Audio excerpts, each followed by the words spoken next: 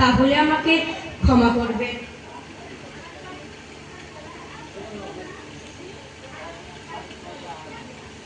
যে ব্যক্তি সত্য ধর্মে, সদাচারে ও ভক্তিতে ভগবানের শরণ নেয়, তাকে পরমেশ্বর কখনো ত্যাগ করেন না।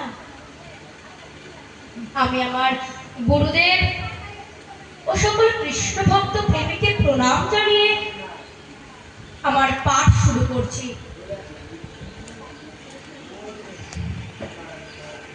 পরপুরুষ পরমেশ্বর ভগবান শ্রীকৃষ্ণ ও গুরু গোবিন্দ, গুরু গৌরাঙ্গের লীলা কথায় আমরা যারা ছুটে আসতে পেরেছি, আমরা যারা ছুটে এসেছি এই ভাগবতীয় কথামৃত রস আস্বাদনের জন্য। আচ্ছা, এই কৃষ্ণ কথা আস্বাদন করব কেন? কৃষ্ণ কথা আস্বাদন করলে কি লাভ হবে? আমরা লাভ ছাড়া কিছু কি বুঝি? যেখানে লাভ আছে সেখানেই আমরা আছি, আর যেখানে লাভ নেই সেখানে আমরাও। কৃষ্ণ কথা এক অমূল্য কথা। ভগবান বলেন, এই জগৎ আমারই মায়া,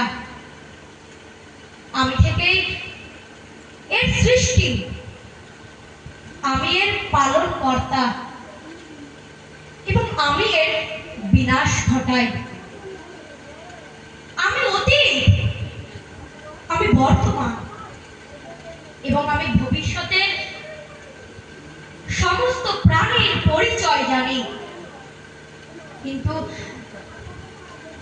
আমাকে কেউ এখনো সম্পূর্ণভাবে জানতে পারে না।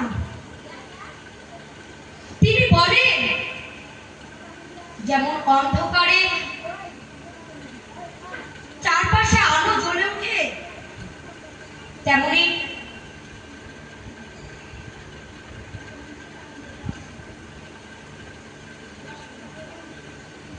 সত্য সর্বদা দীপ্তিমান।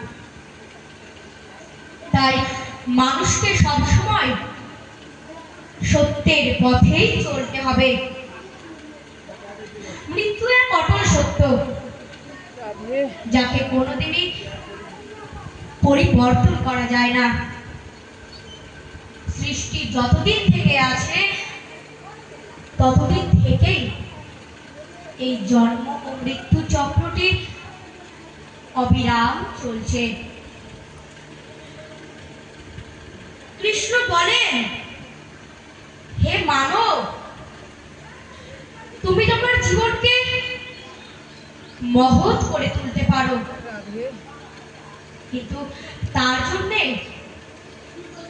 তোমাকে আমার আশ্রয়ে আসতে হবে। যদি আমার কথা কঠিন মনে হয়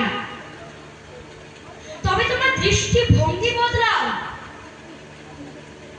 কারণ তুমি সেই জিনিসগুলো দেখতে শেখোনি যেভাবে আমি দেখি। একবার যদি কেউ আমার উপর বিশ্বাস করে তবে জীবনে কখনো নিরাশ হবে না। যে একবার আমার উপর বিশ্বাস রাখে তাকে আমি কখনো ত্যাগ করি না। প্রত্যেক মানুষকে তার তামসিক ও রাজসিক গুণের পরিত্যাগ করে নিজ অন্তরে সাত্বিক গুণকে জাগিয়ে তুলতে হবে। রাধে রাধে।